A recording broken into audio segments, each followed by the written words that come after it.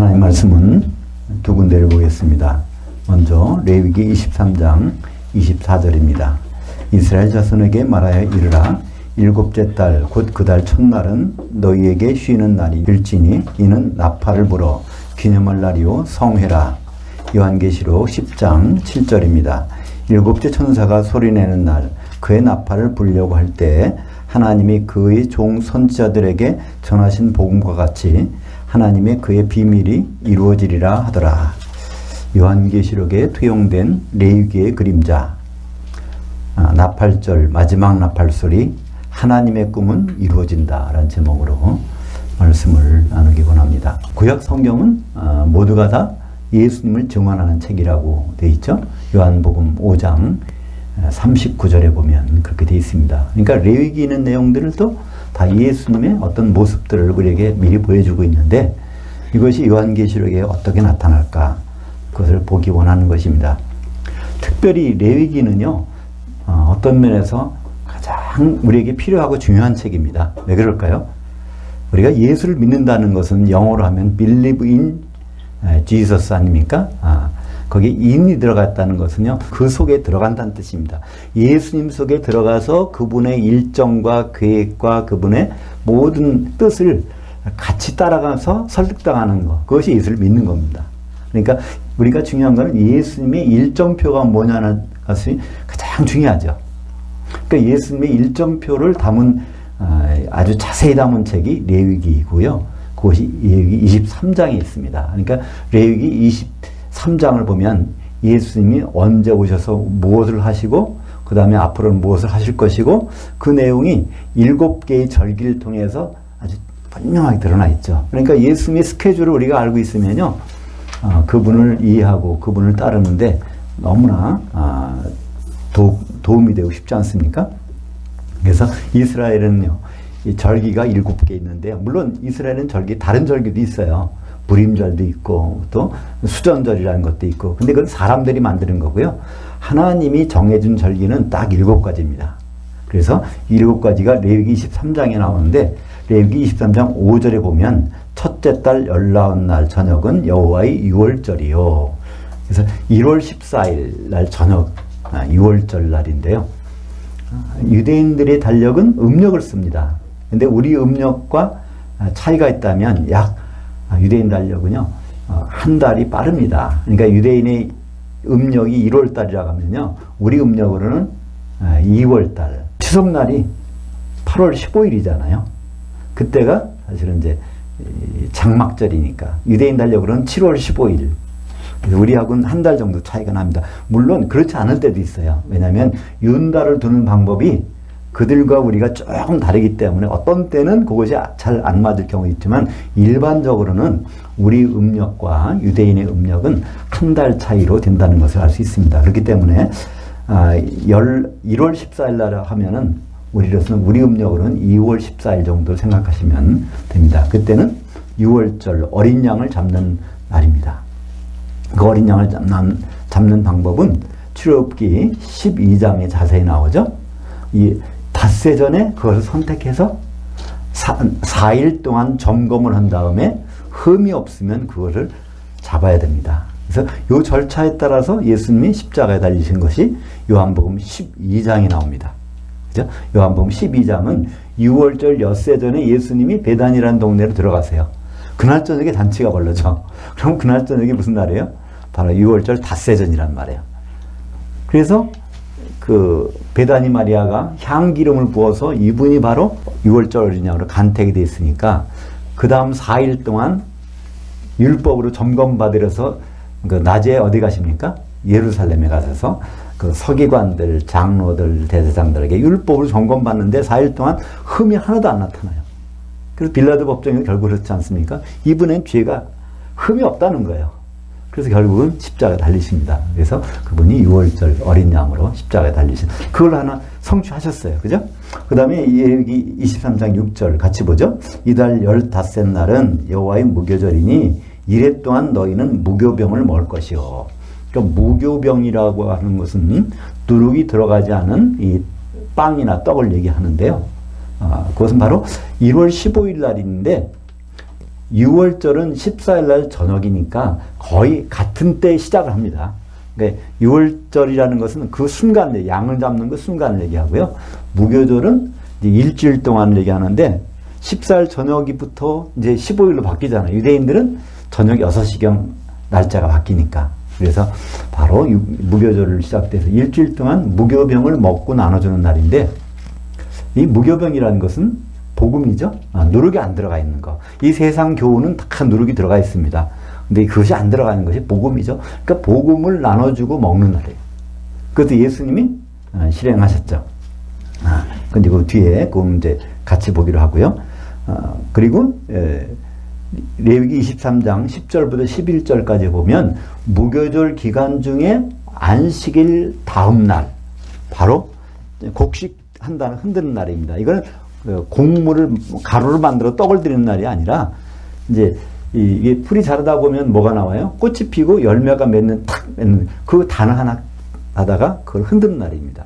예수님이 요한복음 12장 24절에 무슨 말씀하셨어요? 한 알의 밀알이 땅에 떨어 죽지 않냐면 그대로 있고 바로 죽으면 많은 결실을 맺는다. 그 말씀 하시면서 이제 십자가 달리시잖아요. 바로 그분이 부활하시는 것이 바로 곡식단을 흔드는 날. 그래서 이 곡식단을 흔드는 날은요 어떻게 되냐면 안식일이 2번 있어요. 그냥 6월절 날 십자가 달리시고 그날 저녁부터 무교절인데 명절 시작한 날은 큰 날 안식일이란 말이에요. 그러니까 수요일 날 저녁이죠.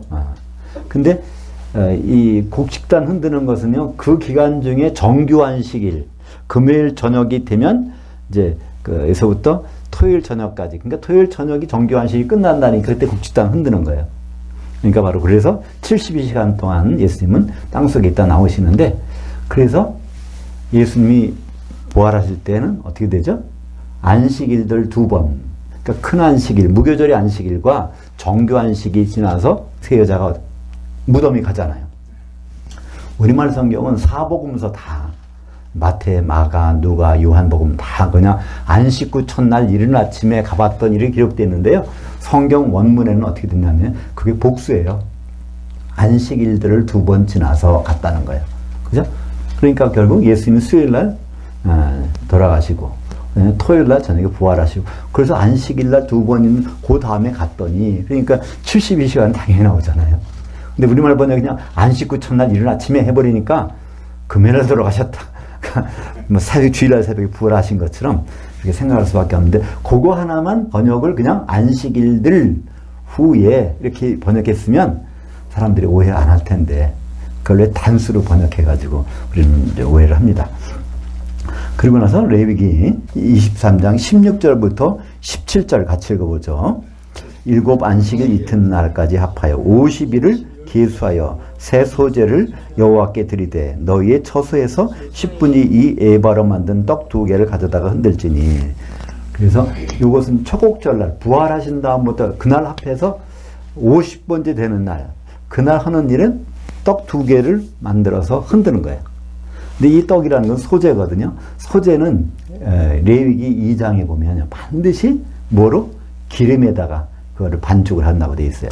그러니까 기름에 반죽된 떡 2개를 흔드는 그 제사법이 이제 오순절날 제사법입니다. 그리고 레위기 23장 24절, 이것은 7월 1일날 나팔을 부는 거예요. 이것이 나팔절이라고 우리는 보통 얘기를 하죠. 성경에 나팔절이라는 단어는 없지만 우리는 그걸 나팔을 부는 날이기 때문에 나팔절이라고 합니다. 그리고 나서 레위기 23장 27절, 이건 7월 10일 날, 이건 속죄일이죠. 이때는 몸을 괴롭게 하는 날이에요. 이 몸을 괴롭게 하는 방법이 뭘까요? 금식. 예, 금식입니다. 그래서 성경에는 금식하라는 말은 한 번도 없어요. 유대인들이 자기 자발적으로 금식하는 거지 금식하라는 명령은 한 번도 없단 말이에요, 성경에. 근데 이때부터 금식이 생겼어요. 우리를 괴롭게 하는 법은 뭘까? 우리 음식물이 몸에 안 들어가는 거예요. 그래서 그때 성경에 말하는 유일한 어떤 금식이라고 하면 이거밖에 없습니다.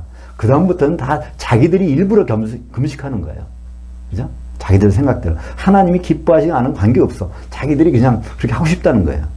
그래서 성경에서 말하는 이 금식은 이 대속제일 유대인으로 달력으로 7월 10일입니다. 그리고 이 13장 34절에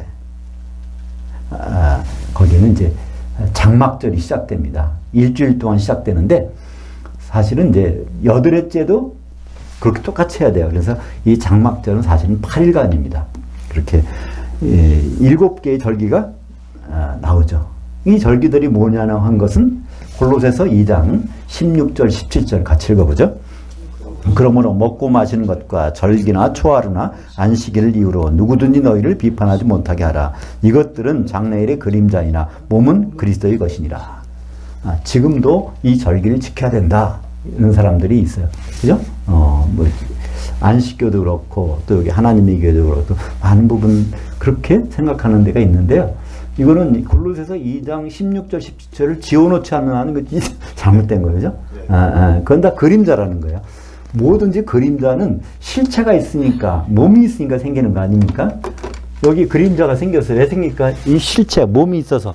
그래서 이 몸이 뭐냐가 중요한 것이지 그림자는 그 몸을 설명하기 위해서 있는 것입니다. 그래서 예수님이 이걸 하나하나 이루어 가시기 때문에 지금 6월절 지킨다면 예수님을 무시하는 거예요. 그죠? 다시 와서 뭐 할 필요가 없으니까. 그리고 무교절을 지킨다고 해도 예수님을 이루어 놓으신 거 무시하는 거고. 이 초곡절도 마찬가지고요. 오순절도 마찬가지입니다. 근데 앞으로 될 거는 우리는 기다리고 있어야 되죠. 그죠? 그래서 예수님이 이뤄놓으신 절기 두 번째 그거 한번 볼까요? 요한복음 1장 14절 같이 읽죠. 말씀이 육신이 돼서 우리 가운데 장막을 치셨었음에 우리가 그의 영광을 보니 아버지 독생자의 영광이요 은혜와 진리가 충만하더라. 이것을 사도 요한이 기록한 거예요. 이게 자기가 나이가 들어서 사람들한테 이걸 기록해 소개하는 거예요. 내가 젊었을 때 이런 분이 계셨어. 그분이 바로 오셔서 장막을 친 적이 있다는 거예요. 헬라어 문법에서는요, 그 아오리스트라고 하는 특별한 시상이 있습니다. 이것은요, 과거에 일정 기간 동안 있던 일을 설명하는 거예요. 그런 영어 문법에는 이게 없습니다. 영어 문법을 억지로 우리가 정해보자면 현재 완료 중에 경험을 나타내는 거, 과거에 어떤 때 뭐가 있었다, 이걸 설명하는 거예요. 그래서 이 사도 요한은 여기다 요거를 설명하고 장막을 친 적이 있어. 지금은 아니라 육신을 입고 오셔서 한동안 33년 반 동안 장막을 치고 있었던 적이 있었다. 그걸 이제 설명하고 있는 거예요.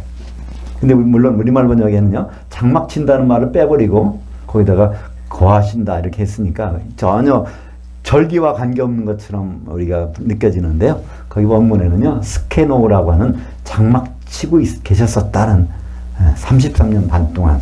그러니까 이 장막은 언제 치셨겠어요? 그림자 있는 날 치셨겠잖아요. 그죠?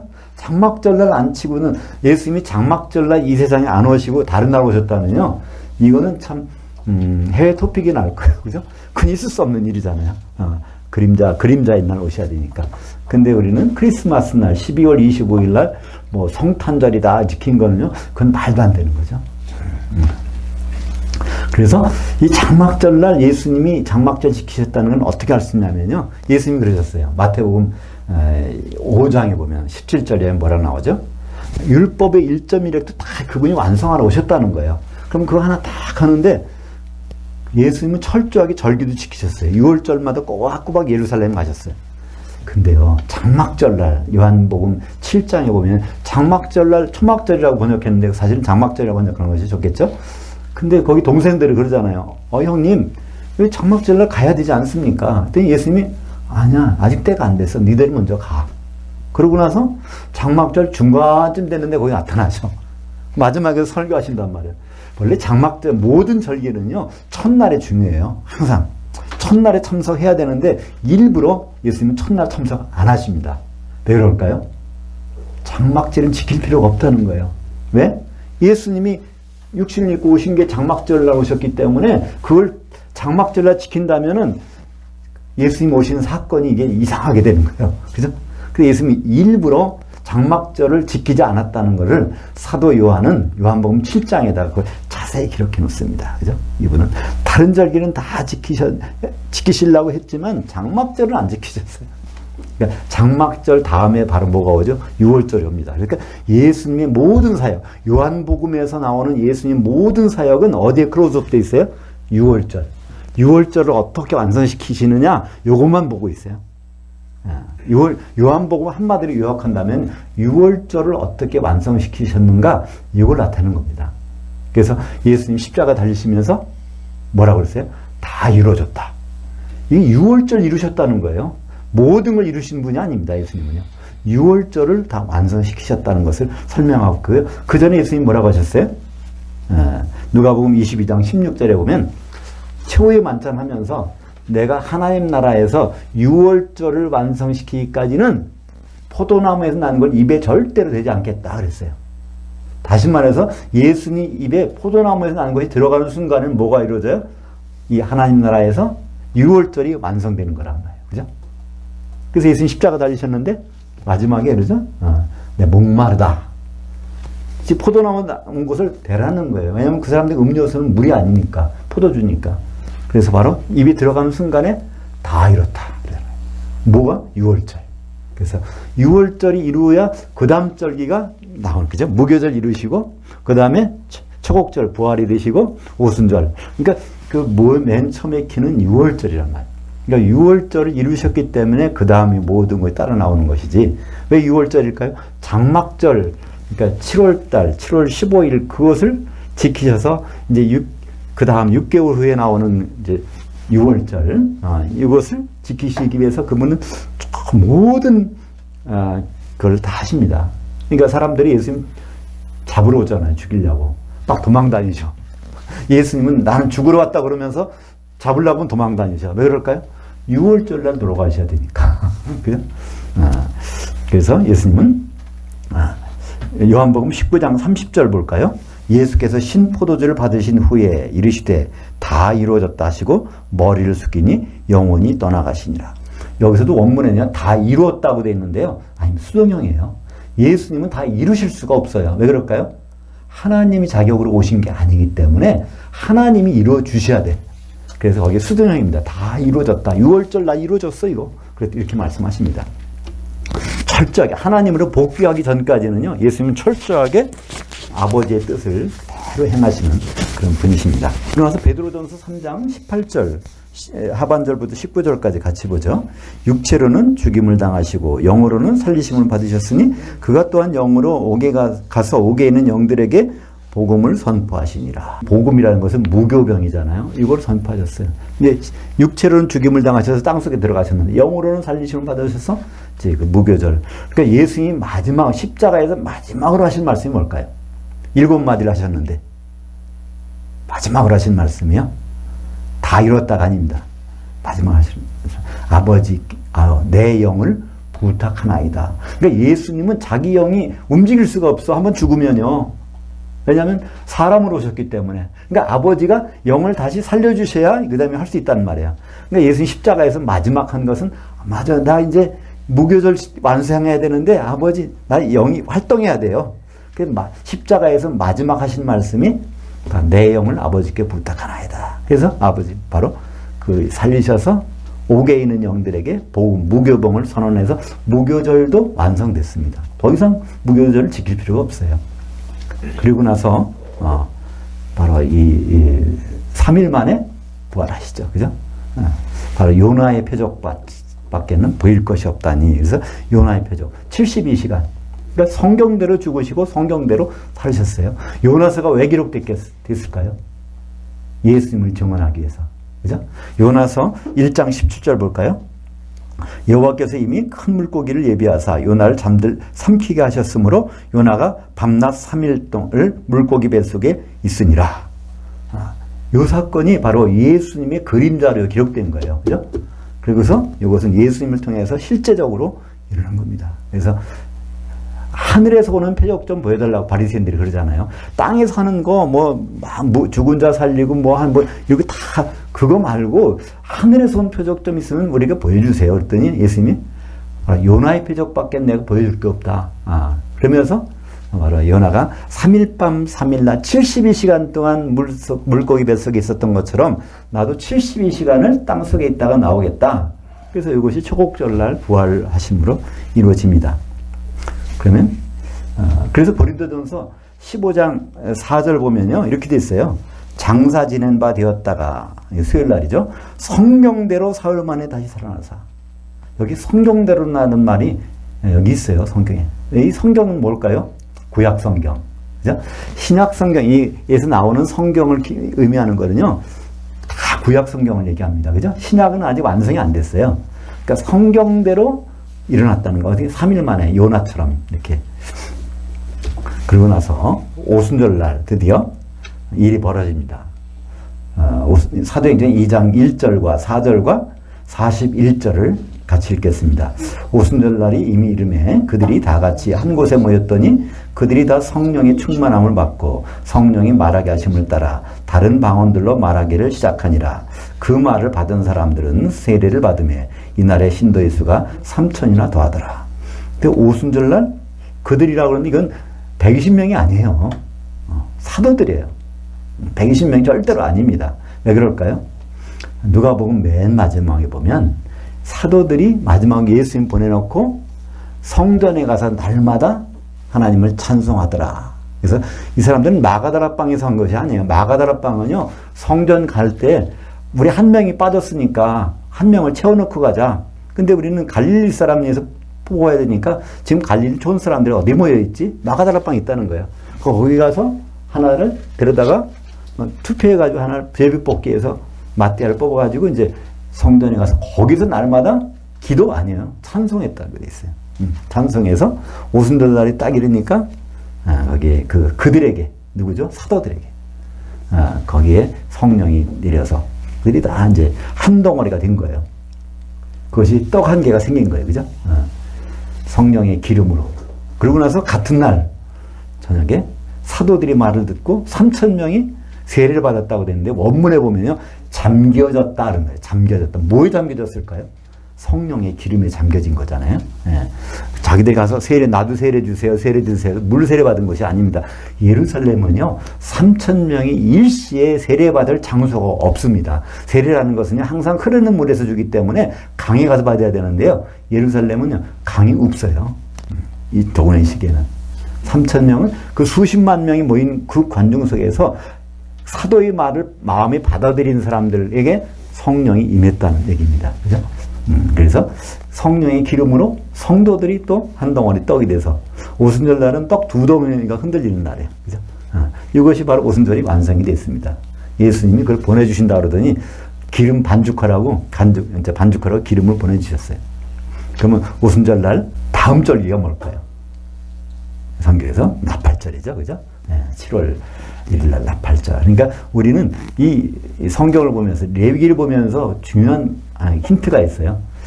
다음 절기는 나팔절이구나. 그럼 나팔 불릴 때가 있겠구나. 그 나팔이 과연 어디서 나오죠? 사도 바울이 두 번 언급한 적이 있습니다. 고린도전서 15장 51절과 52절 같이 보겠습니다. 보라 내가 너희에게 비밀을 말하노니 우리가 다 잠잘 것이 아니요 그 마지막 나팔에 순식간에 후련히 다 변화되리니 나팔 소리가 나매 죽은 자들이 썩지 아니할 것으로 다시 살아나고 우리도 변화되리라.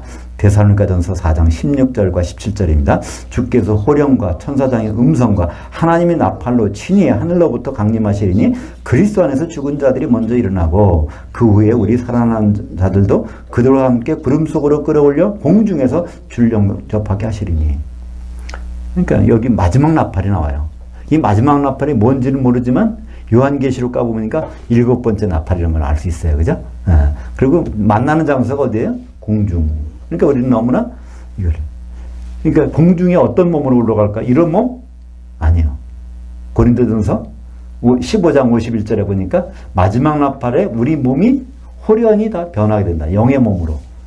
그래야 올라갈 수 있죠. 이런 몸은요, 못 올라가요. 뭐 비행기를 태워서 뭘 태워 못 올라가.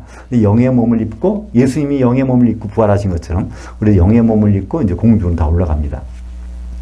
그때까지 살았던 사람들. 이제 데살로니가전서 4장 16절에 보니까 그리스도 안에서 죽은 사람들이 이제 살아서 올라가는 거예요. 불신자들은 올라가지 못해요. 그죠? 몸도 안 변하고 그때는. 근데 이것을 이제 요한계시록에서 한번 나팔 가지고 한번 살펴보죠. 요한계시록 8장 1절과 2절 보겠습니다. 일곱째 인을 떼실 때 하늘이 반 시간쯤 고요하더니 내가 보매 그 하나님 앞에 일곱 천사들이 있어서 그 일곱 나팔들을 받았더라. 요한계시록의 5장에 보면 두루마리 책이 있잖아요. 그 책이 7개의 인이 있어. 그래서 요거 하나하나 떼면서 일어날 일들을 이제 말씀해 주시는데 7개를 다 떼면 이제부터 속에 드러난 일을 이제 펼쳐 보일 거잖아요. 근데 그러면 이 펼쳐질 내용이 언제부터일까요? 예수님이 사역을 시작할 때잖아요. 그죠? 예수님은 언제부터 사역 시작했어요? 30세가 되어서 얼마 동안? 3년 반 동안 사역했잖아요. 예수님. 그러니까 3년 반이라는 게 여기 나오는 거예요. 반 시간쯤만 고요하더니 이게 뭐죠? 예수님이 30세가 되어갖고 요단강의 세례를 받은 다음에 성령 충만해서 금식하고 나오니까 뭐라고 그래요?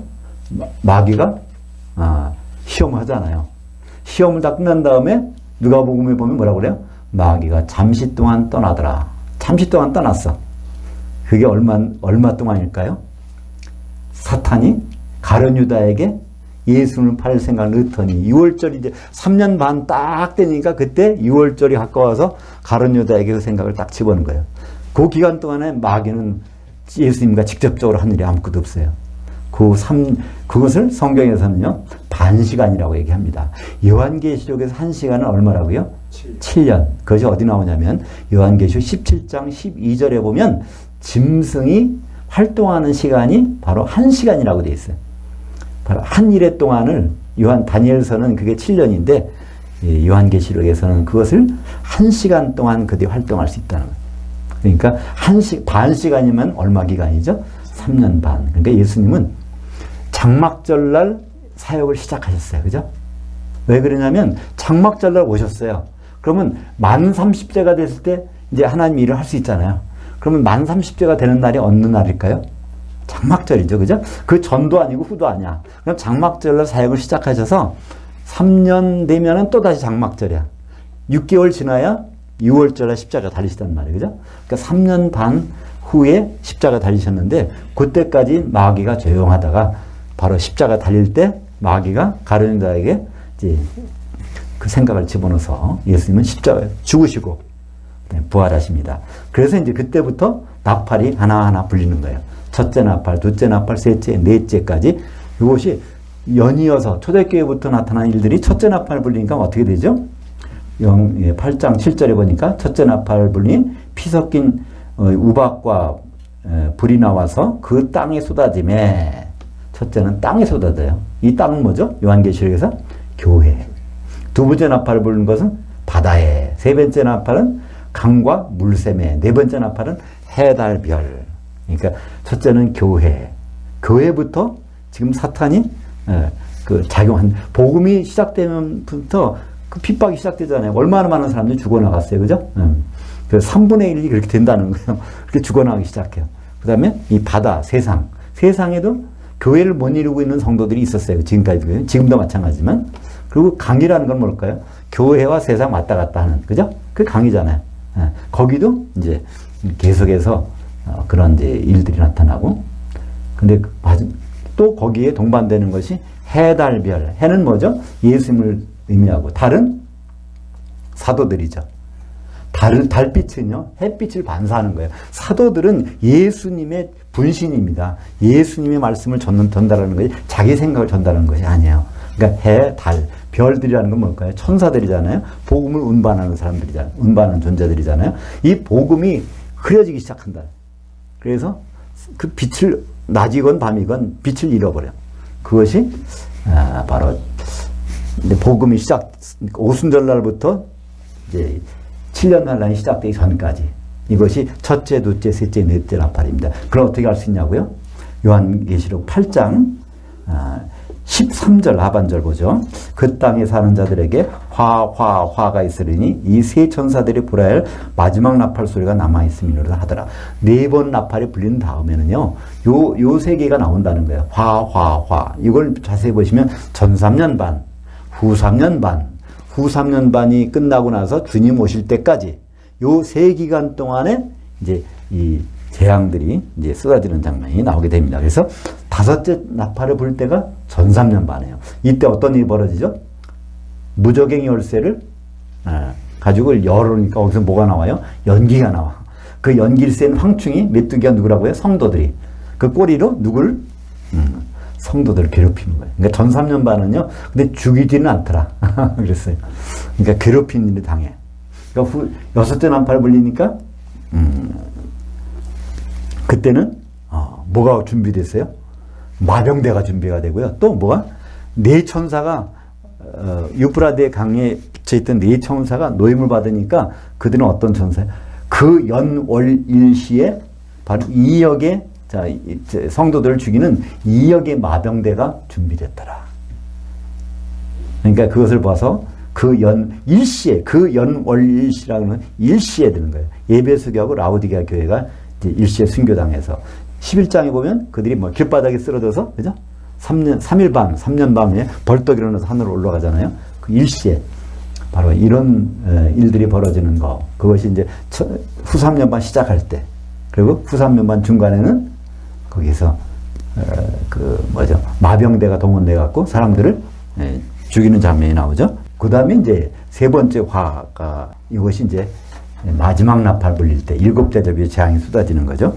요한계시 10장 7절 같이 보겠습니다. 일곱째 천사가 소리내는 날 그의 나팔을 불려고 할 때 그의 종들 곧 선지자들에게 전하신 복음과 같이 그 하나님의 그 비밀이 이루어지리라 하더라.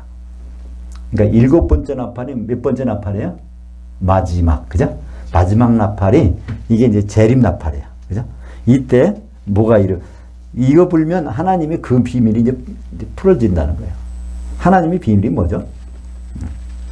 어린 양의 혼인이잖아요, 그죠? 혼인이 그게 이루어지는 거예요. 마지막 나팔. 그래서 오늘 제목이 나팔절 마지막 나팔 소리. 하나님의 꿈은 이루어진다. 비밀을 제가 꿈이라고 이렇게 바꿔서 단어를 썼어요. 하나님 꿈꾸신 그 비밀이 드디어 이루어져. 언제? 마지막 나팔 때. 그것이 요한계시록 11장 15절은 그걸 달리 표현했습니다. 같이 보죠. 11장 15절. 일곱째 천사가 나팔을 불매 하늘에 큰 음성들이 나서 이르되 세상 나라가 우리 주와 그의 그리스도의 나라가 되어 그가 세세토록 왕노릇 하시리로다 하니. 여기서 나라라고 번역했는데 원래 이것은요 왕 킹덤입니다. 바실레이아라는 것은요 이거는 나라라고 번역하면 조금 원래는 안 돼요, 그죠? 왕국이에요. 왕이 통치하는 나라예요. 근데 그리스도가 왕이시니까 바로 이제 그리스도의 나라는 그리스도의 왕국이고 그것이 언제죠? 천년왕국이죠, 그죠? 바로 천년 동안 왕노를 하시는 분이 누구요? 그리스도시니까. 그래서 이 마지막 나팔이 불릴 때 바로 이런 일이 벌어집니다. 그래서 그런 내용은 요한계시록 20장 6절에 보니까 바로 이 천년 동안 왕노로 다니다. 그러니까 성경에 천년 왕국이란 단어는 없어요. 근데 왕국이란 단어는 있어. 또 왕이란 단어도 있고.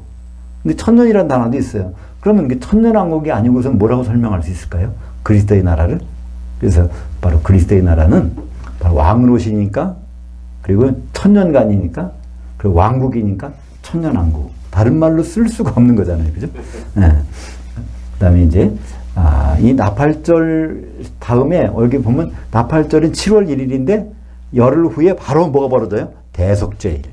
그 대속죄일은 뭐, 어떤 날이에요? 막 슬퍼하는 날이에요. 막 슬퍼야 돼. 왜 슬퍼야 될까요? 그 하나님의 기준이 도달 못하면 거기서 그냥 끝난 날이에요. 한마디로 지옥 떨어지는 날이거든요. 그러니까 그 날이 바로 그리스도의 심판대 신약에서는 그렇게 말씀한 날이죠. 레위기 23장 27절에 일곱째 달 열흘날은 속죄인이 성회를 열고 스스로 괴롭게 하여 여호와께 화제를 드리고. 그래서 이것을 예수님은 어떻게 표현하셨어요? 마태복음 9장 15절 같이 보죠. 예수께서 그들에게 이르시되 신부실의 아들들이 신랑과 함께 있을 동안에 슬퍼할 수 있느냐? 그러나 신랑을 빼앗길 날이 있으리니 그때는 금식할 것이니라. 바로 여기서 예수님도 금식이라는 것은 슬퍼하는 거예요. 그죠? 예. 거기서는 신랑을 뺏길 날에 슬퍼한다는데 그것이 금식이라는 거예요. 천년 동안 가서 금식하는 거예요. 지옥에 가서. 그죠? 이게 그러니까 바로 대속죄일 날이 장면이 아니겠습니까? 여기 우리말 성경에 보면 뭐라고 되어 있어요? 혼인집 손님이라고 되어 있어요. 근데 성경 원문에는요, 그 신부실, 님폰이라고 하는, 님폰이라는 것은요, 님페라는 것이 신부고요. 님폰이라는 건 신부 대기실이에요. 거기서 아들들이 있어. 그들이 이제 하나가 돼서 결혼식장에 들어가야 되니까. 근데 거기는 아들들이 기름이 준비됐으면 괜찮은데 안 됐으면요 신랑과 이게 돌아가는 거예요. 그죠? 거기서 슬퍼야 돼. 1000년 동안. 바로 예수님은 이것을 이렇게 말씀하고 있습니다. 아주 중요한 단어인데 왜 마태복음 9장 15절에서는 신부실이란 신부 대기실이 없어지고 그 손님이 들어가 있는지가 말이 안 되는 거죠. 하나님의 아들들이 거기에서 있다가 이 기름이 준비되지 않으면 바로 이제 아웃이라는 것을 말씀하고 있는 거죠. 그래서 예수님은 그것을 10장 28절은요 달리 표현하셨죠. 몸은 죽여도 혼은 능히 죽이지 못하는 자들을 두려워하지 말고 오직 몸과 혼을 능히 지옥에 멸하실 수 있는 이를 두려워하라.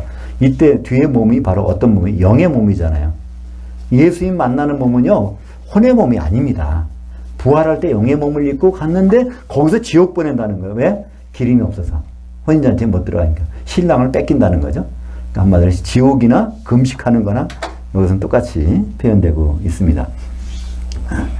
그러니까 이것을 누구를 통해서 그걸 본다고요? 사도들을 통해서. 그러니까 성경에 보면요. 마태복음 특별히 28장이 중요한 장이 많아요. 그죠?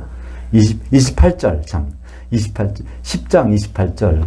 또 11장 28절은 수고하고 무거운 짐진 자들 이렇게 나오는데 또 그 12장 28절은 뭐가 나와요? 바로 천국은 내가 성령으로 귀신 쫓아내는 것이면 하나님 나라가 이미 너에게 임했느니라. 그래서 28절이 굉장히 중요한데 19장 28절도 중요한 거예요. 그죠?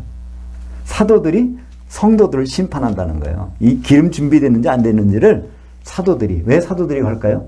중매쟁이니까. 성도들은 이제 결혼에 들어가야 되니까.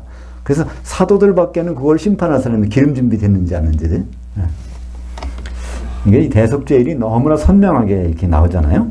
그래서 마태복음 25장은 대속죄일 날 바로 그리스도의 심판대를 세 가지로 설명합니다. 신랑을 기다리던 열처녀, 달란트를 가지고 있는 그 종들, 그리고 염소가 되어버린 양, 그죠? 원래 다 양인데 염소가 되어버려가지고 그래서 골라내는 거. 요것이 바로 그리스도의 심판대입니다. 다 주님을 만나서 벌어지는 일들이에요. 똑같은 상황인데 거기서는 신랑을 기다리는 신랑으로서 예수님. 그 다음에 달란트를 누가 맡겼어요? 주인이 맡겼어요. 그때 그 달란트라는 것은 자기 소유란 뜻이에요. 예수님의 소유가 뭘까요? 이게 교회잖아요. 그죠? 교회를 이렇게 바뀌었는데 자기 혼자 있다가 나중에 뺏기잖아요. 서로 지체가 돼서 몸을 이루어야 되는데 뺏기는 사람이 있다는 거죠. 그 염소들 가운데서 양을 골라내는데 그게 염소하고 양 차이가 뭐죠? 거기서 양에 있는 사람들은 여기 있는 내 형제 중 지극히 작은 자 하나에게 한 거라는 거예요. 그러니까 그리스도 심판대 옆에 누가 있어요 지금? 12 사도들. 마태복음 19장 28절에 그거잖아요.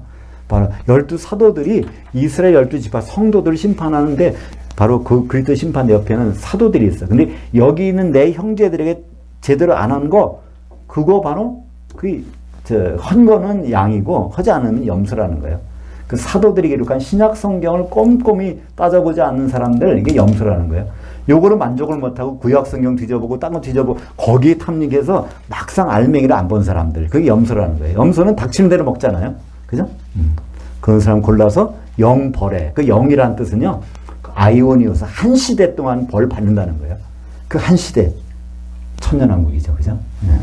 그 영생에 한 시계 동안 나와 같이 있다는 거예요.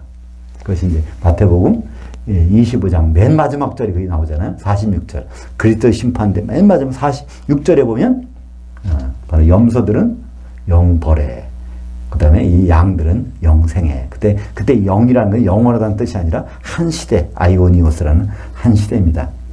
그래서 고린도후서 5장 10절 같이 보죠. 이는 우리가 다 반드시 그리스도의 심판대 앞에 나타나게 되어 각각 선악간에 그 몸으로 행한 것을 따라 받으려 함이라. 여기서 보면 우리가 다 반드시, 이거는 세상 사람 얘기하는 것이 아니에요. 고린도 후서는요 성도들에게 보낸 편지입니다. 그죠? 네, 성도들은 반드시 그리스도 심판대 앞에 서게 된다는 거예요. 그래서 선악간에 그 몸이라는 건 단수입니다. 예수 그리스도의 몸에 선한 역할을 했느냐 악한 역할을 했느냐에 따라서 심판을 받아서 지옥 아니면 천년왕국 가로진다는 것이죠. 근데 요한계시록에서는 이 그리스도의 심판대가 어떻게 나타날까요? 요한계시록 1장 10절과 13절 보겠습니다. 내가 영으로 주의 날에 있었더니 내 뒤에서 나는 나팔소리 같은 큰 음성을 들으니 그 7 촛대들 한가운데 인자 같은 이가 발에 끌리는 옷을 입고 가슴에 금띠를 띠고. 눈치채셨죠? 네. 주의 날로 갔다는 얘기는 어디로 갔다는 얘기일까요? 장소적으로는 공중이겠죠, 그죠? 네, 공중에. 공중에서 만나게 돼 있으니까, 공중에서 만나요.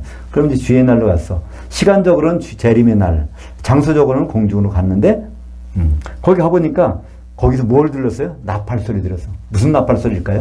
마지막 나팔, 그죠? 레위기에 나왔던 그 나팔, 마지막 나팔. 그러니까 우리는 요한계시록 1장을 보면서 그 시청각 다 열어놔야 돼요. 그 어떤 상황인데 시간적으로는 어디 있지? 공간적으로는 어디 있지? 어떤 소리를 듣고 있지? 바로 나팔 소리가 나면 반드시 누가? 주님이 나타난다는 거예요. 근데 왜 신부가 안 나타나, 그죠? 신랑은 나타나는데 대신 뭐가 나타나요? 7 교회. 왜냐하면 심판을 받아야 되니까. 성도들이 거기서 이제 혼자 이제 들어갈 수는 받아야 되니까. 그러니까 요한계시록 1장 10절부터 13절까지 쭉 내용들은요, 그리스도 심판대가 펼쳐진 거예요, 이제. 그걸 어떻게 알 수 있죠? 인자가 지금 뭐 입고 있어요? 발에 끌리는 옷을 입었어요. 이 발에 끌리는 옷은요, 누가 입어요? 우리는 그냥 보통 제사장이라고 하는데요. 성경이 레위기 8장 7절에 보면요, 대제사장만 발에 끌리는 옷을 입어요. 거기서는요. 제사장들은 발에 끌리는 옷은 안 입어요. 대제사장만 발에 끌리는 옷을 입어요. 그러니까 대제사장은 심판하는 거예요. 그러니까 제사장의 역할은요, 제사들은 있지만 사람들이 무슨 뭐 문제가 생기면 재판하는 일을 같이 하는 거예요. 자기 임무를 수행하는 거예요. 그러니까 예수님이 거기서 재판할 일, 심판할 일을 준비하고 있다는 모습을 우리는 요한계시록 1장 13절 이하에서 볼 수가 있습니다. 근데 요한계시록 6장의 그 마지막에 보면요, 6째 인을 뗄 때 일어나는 일들이 있어요. 그때 그냥 땅의 왕들이 그냥 우리 좀 피하게 해달라면 겁나가지고 먹고 있어요. 왜 그럴까요? 그 땅의 왕들은 누구죠? 교회 성도들이잖아요. 그죠? 그들이 지금 왜 그럴까요? 주님을 만나고 있는 거예요. 거기서 예배 없이 우리가 다 반드시 거기 서게 된다 그러니까. 근데 거기서 선악간에 지금 뭐가 있으니까 거기 난리 난 겁니다. 그죠? 그것이 이제 요한계시록 6장 마지막 부분에 어린 양이 진노에서 우리를 가리라. 그 진노의 큰 날. 이 지옥 들어가는 날이니까 얼마나 기름이 준비 안 된 사람들이겠죠? 그리고 이제 요 그리스도의 심판대를 통과해서 둘이 갈라져요. 제대로 된 사람, 기름을 준비한 사람들은 불 섞인 유리바다 위에서 찬송하고 있고, 이제 거기서 기름이 준비 안 된 사람들은 바다 속에 던져지는 장면이 나오는데, 먼저 그 위에서 찬송하는 사람들을 볼까요? 누군지? 요한계시록 15장 2절과 3절입니다. 또 내가 보니 불이 섞인 유리바다 같은 것이 있고 짐승과 그의 우상과 그의 이름의 수를 벗어난 이기는 자들이 그 유리바다 위에 서서 하나님의 검은 골을 가지고 하나님의 종 모세의 노래, 어린 양의 노래를 불러. 그래서 쭉 하나님 하신 일이 참 참되도다 하면서 찬송을 계속 부르는 거예요. 근데 그 밑에는 누가 들어간가 볼까요? 요한계시록 18장 21절. 바다 속에 이에 한 힘센 천사가 큰 맷돌 같은 돌을 들어 그 바다에 던져 이르되 큰 성 바벨론이 이같이 비참하게 던져져 결코 다시 보이지 아니하리로다. 얼마 동안? 1000년 동안. 20장 5절 보면요, 그 나머지 죽은 자들은 그 1000년이 차기까지 살지 못하더라. 이는 첫째 부활이다. 그러니까 공중에 올라갔다가 다시 죽는 사람이 나타나요. 그러니까 모두가 부활해서 올라갔어요. 근데 다시 죽어. 그러니까 그렇지 않은 사람은 여기서 뭐라고 해요? 첫째 부활. 이건 원래 제일 좋은 부활이에요. 그러니까 우리가 주님 오시면 다 부활합니다. 그러다가 다시 죽으면 이건 좋은 부활이 아니에요. 그죠? 그냥 끝까지 주님과 공중에서 같이 있어야 되는데 거기서 바닷속에 던져져 죽은 자로 있으면요, 이거 좋은 부활이 아니니까. 그걸 우리말 번역은 첫째 부활이라고 그러는데 가장 좋은 부활이라는 뜻입니다. 그렇게 바다에 안 던져지는 것이 가장 좋은 부활이라는 뜻이에요. 이 가장 좋다는 이 프로토스라는 단어는요, 누가복음 15장에 보면 탕자, 작은 아들이 갔다가 돌아올 때 뭐라고 그래요? 아버지가 제일 좋은 옷을 갖다 입히라는 거예요. 옷장에 가서 제일 좋은 옷. 이거는 첫 번째 옷을 갖다 오라는 거 아니에요. 옷장이 여러 가지 있는데 먼저 눈에 띄는 거 하나 갖다 입히라는 뜻이 아니에요. 거기 있는 옷 중에서 제일 좋은 옷을 갖다 입히라는 그 단어가 바로 첫째 부활이라고 된 그 단어입니다. 그래서 제일 좋은 부활은 우리가 부활해서 주님 만났다가 바다에 던져지지 않고 계속해서 주님과 더불어 있는 거예요. 제일 좋은 부활입니다. 요한계시록 20장 13절 드디어 그 바닷속에 들어가 있던 누가요? 성도로 있다가 기름 준비하는 바닷속에 던져졌다가 나오는 사람들이 있습니다. 그 바다가 그 가운데서 죽은 자들을 내주고 또 사망과 음부도 그 가운데서 죽은 자들을 내주매 각 사람이 자기 행위대로 심판을 받고 이거는 천년왕국이 지난 다음에 드디어 그때까지 보이지도 않다가 그 바닷속에 던져져서 그죠? 있다가 그때 드디어 이제 나와서 심판받습니다. 그래서 요한계시록 마지막 22장 12절입니다. 같이 읽겠습니다. 보라, 내가 속히 오리니 내가 줄 상벌이 내게 있어 각 사람에게 그가 행한 대로 갚아주리라. 이게 누구한테 한 얘기죠? 성도들에게 한 얘기예요. 그죠? 요한계시록은 교회 성도들에게 하신 말씀이에요. 성도들에게 바로 상벌을 갚아주겠다는 거예요. 근데 우리는 너무나 태연하게 있어요. 예수 믿는데 너무나 태연해. 이런 상황을 보면요, 정말 우리는 좀 소름 끼치지 않습니까?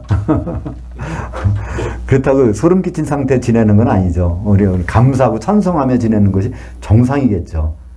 우리는 그 길을 다 알고 있기 때문에 그렇습니다. 그래서 이 레위기를 통해서 하나님의 일정표, 주님의 일정표를 알고 그분이 반드시 나팔절을 지키러 오시는데 그때 우리는 신랑을 맞을 준비가 돼 있을지 그 준비는 등만 들으면 안 되고 기름이 있어야 되고 또 달란TV에서는요 혼자 있으면 안 돼. 뭘 남겨야 돼. 지체들이 서로 그렇지 않으면 그것도 뺏겨버려. 자기 그 자리도. 그 다음에 염소가 돼서는 안 된단 말이죠. 사도들의 말만 들어야지 이것저것 염소처럼 먹다가는 바로 영벌에 들어간다는 거죠. 그러니까 구약 성경이 잘못됐다는 얘기가 아니고 주석이 잘못됐다는 얘기가 아니라 이 신약 성경에 꼼꼼히 그걸 다 보는 것이 더 중요하다는 것이죠. 그죠? 근데 염소든 그거를 만족을 안 한다는 거예요. 우리가 영적으로 우리는 다 양들이었는데 염소가 될 가능성도 있다는 것이 성경에서의 가르침입니다. 기도하겠습니다. 하나님 아버지, 참 감사합니다.